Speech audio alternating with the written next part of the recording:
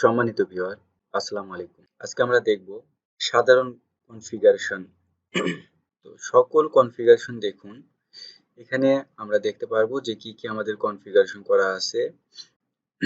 সে এক নজরে সেই সব কিছুগুলো দেখতে পারবো। সাধারণ কনফিগারেশনে যেটা আছে সেটা হচ্ছে ইনকাম এক্সপেন্স, যে রিসিপ্টটা আছে সেটা ডিজাইন টেমপ্লেটটা কোনটা সেট করা আছে।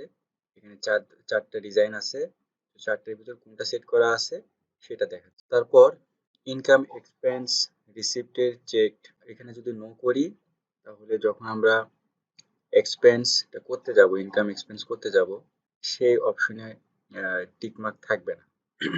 আর ইয়েস থাকলে সেখানে টিকমার্ক থাকবে, এবং ওখানে যখন সেভ করব তখন হচ্ছে সরাসরি মানি রিসিপ্টটা দেখাবে আর কি। এরপরে আছে হচ্ছে ড্যাশবোর্ড কনফিগারেশন।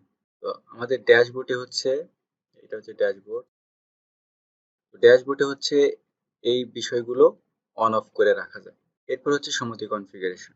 সমিতি কনফিগারেশনের ভিতর টেমপ্লেট থেকে শুরু করে আমরা যে যে বিষয়গুলো চাচ্ছি, সরাসরি এসএমএস সেন্ড হবে কিনা, ফিস এসএমএস, মেম্বার ফিস, রিসিপ্ট চেক টিকমার্ক থাকবে কিনা, মানে এই বিষয়গুলো এখান থেকে মেনটেন করতে পারি। Website configuration, show admin panel, log in button.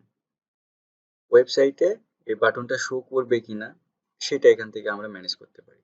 ধন্যবাদ সকলকে, দেখা হবে পরবর্তী ভিডিওতে ইনশাআল্লাহ।